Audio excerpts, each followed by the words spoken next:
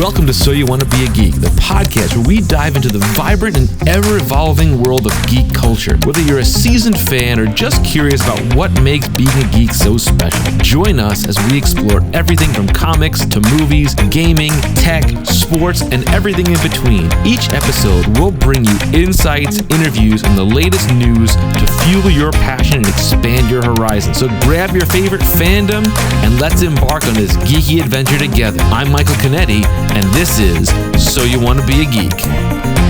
My name is Michael Canetti, and I'll be your host. And my first episode here, we're going to be talking about tattooing and the world of tattoos. So I have with me a tattoo artist who's been tattooing for 30 years and has traveled all over the place doing tattoos and meeting people and doing some really cool content and cool stuff. I'd like to introduce Bill Keithley here. How are you? Pretty good. How's it going? Good, thanks. So first, thanks so much. We're here at Wild Child in Merrick, Long Island. It's a really cool tattoo parlor. If you've never been, you should check it out. Really neat people, really cool environment. Bill is here to do kind of like a celebrity guest tattooing sort of a thing for a couple days. Yeah, guest spot. A guest spot. Cool. See, I'm learning the lingo, you know. Which came first? Were you like an artist that got interested in tattoos or got a tattoo and then fell in love with it and then wanted to make your own and well, how that go? I was pretty much an artist to begin with. Okay. All through school and everything.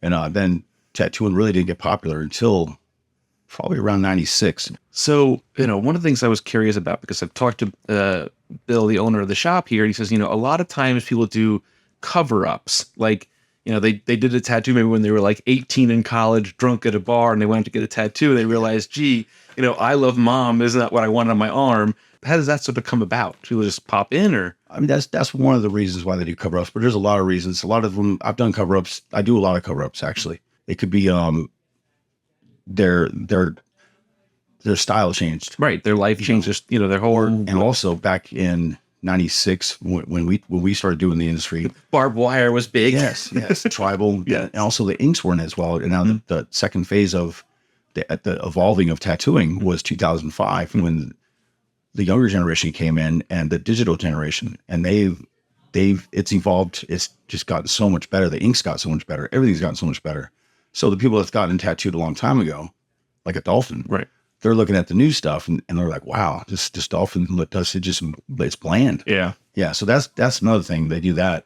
They don't really want to rework it. They just want something better. And you, like, your hand has to be exhausted by the end of the day. Yeah. No, it is. Yeah. Like, you know, I'm a writer, and, you know, I could sit and I'll like to storyboard ideas, whatever. And after like 6 or so hours of just writing ideas, and my hand is exhausted. I can't imagine like the idiosyncrasy, little nuances of the needle and the whole thing has to be very tiring. It is tiring, but I've noticed if I don't tattoo for a period of time, my hands will cramp up.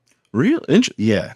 It's like the reverse effect. Huh. If I don't keep tattooing, it's like riding a bike. Like if you don't, yeah, it's sort of like you got to keep doing it to keep the muscle memory. Or like a better example, more like be like playing guitar. Like if you don't play guitar for a while, you lose the tactile strength like in your fingers to, you know, hit the chords the right way, kind of thing. That's interesting. Could be just me. I don't know. No, but I bet you're probably not wrong though, because I bet you there's a lot of people like that. Like they need that because the touch is there, you know, and that like that patience of getting that, you know, all that nitty gritty kind of stuff, which is so interesting. What for you was like the spark to say, hey, you know, I want to do this. I want to make a career out of this. Dennis Rodman. Really? Yeah, I'm a Bulls fan. Okay. we all were in the 90s, right?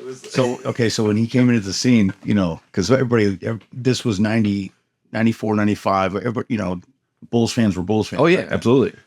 So then all of a sudden there came in Dennis Rodman, and we were like, who is that? What's going on? Why is he always angry? Why is he awesome? And then they saw The Last Dance, and they're like, oh, I understand now. I get it. Yeah. Why does he have so many tattoos? They really look cool, and he's making money. So we're like, okay, maybe it's not taboo. I'm sure. And listen, I don't need to hear personal stories, but I feel like sometimes I know people that, you know, have done tattoo or been tattoo artists that almost feel like a therapist. Yeah, that's exactly. Because if you're sitting there with somebody for 5 to 8 hours, they're telling you their life story, and they're pouring their guts out to you, talking, and you're just, you know, doing your job, but you're also sort of being like, you know, a shoulder to cry on or a voice of reason or something to talk to that's like, well, my way of tattooing and the way I've been my whole career is and my customers will attest to this, that when they come in, the things we don't talk about, there's not really any therapy. The only therapy they get is the fact that we have everything we talk about is random. It's a safe space. It's just a formula that I've had since I've worked. This is the first shop I worked at in Orlando by Disney World at Old Town. We were just so busy, and my nerves, my anxiety, I tend to just ramble about stuff that makes completely no sense, and then none of it matches it anything. And now my regular customers, they join in. So it's therapy to them that they get to come in and think about nothing. We talk about just random stuff. And that's better therapy than actually talking about your problem. Yeah, just having a conversation about nonsense. I think that's why I have such a big following, because they're like, I need some bill therapy. Have you ever like met anybody, maybe they were, I don't want to say crazy, but like, unique stories of people that come and seek you out? Well, that's happened a lot, because I used to tattoo by Disney at Old Town. So a lot of our customers were from other countries. Transplants all over. And I worked there like 6 years. So that's one of the reasons why I traveled, because I would have so many return customers, and they'd be like, come out here, come out there. I never went overseas. I got customers in Germany and stuff like that, but they just come over here. Right, they came here, yeah. Yeah, they come back, and they would always come to me every year, same time every year. That's what I mean. Yeah, it's great. Like you said, Scotland and Germany, they knew they were coming to the States, and like, I got to go find Bill. I got to set an appointment up and rock and roll. And the crazy thing is, they would follow me around the country. That's they would change their whole family vacations from Orlando to Long Island. And I'm like, you guys really want to do that? You're sure you want to do that? You know what happens to Long Island? Yeah. Like, Long Island, really? Is that a big sell point out there? That's funny. Of the tattoos you have on yourself, like, was anything that was so significant that you wanted to get, or you wanted to expand on, and things like that, or like things that you carry with you all day long, kind of thing? Robin Williams' signature. Really? Yeah. I met him at a Rainbow Bar and Grill on Sunset Strip in 2006.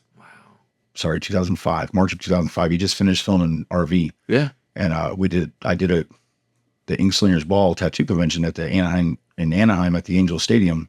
On Sunday, we went to Sunset Strip and ended up just, drinking whatever. And I ended up at Rainbow Bar and Grill, and he was at the bar. And we ended up hanging out with him, and he signed my arm. We went back to the hotel. I had my friend tattooed on me. Wow. Amazing. Wow, that's wild. Yeah, he was a great guy. He was quiet, but he was a great guy. And I find that so fascinating, because like, the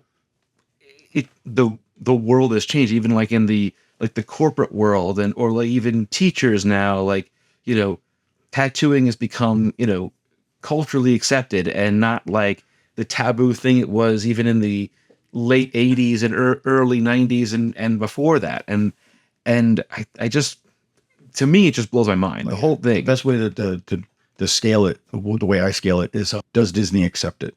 The employees. That's how I've scaled everything, because I grew up in Orlando. Yeah.